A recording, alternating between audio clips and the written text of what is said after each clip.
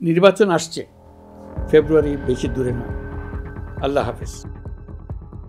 অবশেষে দিনক্ষণ চূড়ান্ত হলো।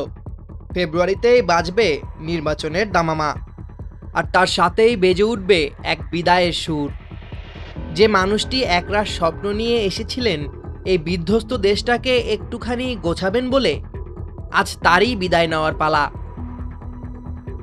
জাতির উদ্দেশ্যে দেওয়া ভাষণে তার মন মরা চেহারা আর আফসোসের সুরই বলে দিচ্ছিল সবটা। এই বিদায় সুখের নয়, এ এক গভীর আক্ষেপের প্রস্থান। ডক্টর মোহাম্মদ ইউনূস যখন প্রধান উপদেষ্টার চেয়ারে বসেন, তখন তার কাঁধে ছিল কোটি মানুষের প্রত্যাশার ভার। তার বিশ্বজোড়া খ্যাতি আর সম্মানকে পুঁজি করে তিনি চেয়েছিলেন বৈদেশিক বিনিয়োগ এক নতুন দিগন্তে উন্মোচন করতে। দেশের রিজার্ভকে নিয়েও গিয়েছিলেন $30 বিলিয়ন। কিন্তু যে স্বপ্ন তিনি দেখেছিলেন তার পথে বাধা হয়ে দাঁড়িয়েছিল এক কঠিন বাস্তবতা। অন্তর্বর্তীকালীন সরকার এমন এক অবস্থায় দেশের দায়িত্বভার গ্রহণ করেছিল যখন প্রতিটি গণতান্ত্রিক প্রতিষ্ঠান, অফিস, আদালত বিধ্বস্ত অবস্থায় ছিল। তিনি এসে দেখলেন এ দেশের রন্ধে রন্ধে ছড়িয়ে আছে দুর্নীতির বিষ বাষ্প, চাঁদাবাজির এক দুরারোগ্য ব্যাধি। তিনি লড়তে চেয়েছিলেন, কিন্তু কার সাথে লড়বেন? তিনি ক্ষমতায় আসার পর 174টি আন্দোলন, ভয়াবহ বন্যা, বিমান দুর্ঘটনার মতো একের পর এক সংকট তাকে খাদের কিনারায় ঠেলে দিয়েছে। এর মধ্যে ছিল পুরনো শাসনযন্ত্রের অসহযোগিতা। হাসিনার রেখে যাওয়া আমলারা কাজ করে না, পুলিশ নিরাপত্তা দিতে ব্যর্থ, আর কিছু রাজনৈতিক দল সহযোগিতা করতে নারাজ। এমনকি পিলখানার মতো এক নির্মম হত্যাকাণ্ডের পুনর্তদন্ত শুরু করেও কোনো এক কারণে তাকে থেমে যেতে হয়েছে।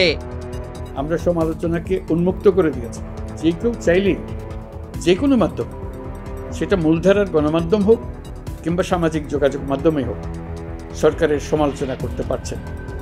বিশ্লেষকদের মতে ডক্টর ইউনূসের অন্তর্বর্তীকালীন সরকারের শাসনামলে এক ধরনের সমালোচনামূলক বাক স্বাধীনতার চর্চা লক্ষ্য করা গেছে। সামাজিক যোগাযোগ মাধ্যমে তাকে সুদখোর, আমেরিকার দালাল সহ নানা গালমন্দ করা হলেও তার জেরে রাষ্ট্রীয় নিপীড়নের নজির দেখা যায়নি। যা হাসিনার আমলে হলে ডিজিটাল নিরাপত্তা আইনে বেশিরভাগ সমালোচনাকারীকেই যেতে হতো জেলে কিংবা হতে হতো গুম। এই সহনশীলতার পরিবেশকেই অনেকে তার সরকারের একটি বড় সাফল্য হিসেবে চিহ্নিত করছেন। তবে আসন্ন নির্বাচনের পর যে রাজনৈতিক শক্তি ক্ষমতায় আসুক না কেন, তাদের অধীনে নাগরিক অধিকার ও মত প্রকাশের স্বাধীনতার ভবিষ্যৎ কি হবে তা নিয়ে এখন চলছে মূল আলোচনা। দুর্নীতি ও ক্ষমতার অপব্যবহারের বিরুদ্ধে সাধারণ মানুষ কতটা সোচ্চার থাকতে পারবে, সে প্রশ্নটি এখন সবচেয়ে বড় হয়ে দেখা দিয়েছে। ডক্টর ইউনূস এসেছিলেন এক যুদ্ধ বিধ্বস্ত দেশের পুনর্গঠনের স্বপ্ন নিয়ে, কিন্তু দিন শেষে একরাশ কষ্ট আর অপূর্ণতার বোঝা নিয়েই তাকে ফিরে যেতে হবে নিজের পুরনো ঠিকানায়। যুদ্ধে পরাজিত সৈনিকেরা যেমন ক্লান্ত শরীর আর ভাঙ্গা মন নিয়ে ঘরে ফেরে, ডক্টর ইউনূসও ফিরে যাবেন। তার মতো আন্তর্জাতিক মানের আরেকজন নেতাকে বাংলাদেশ কবে পাবে তা হয়তো সময় বলে দিবে।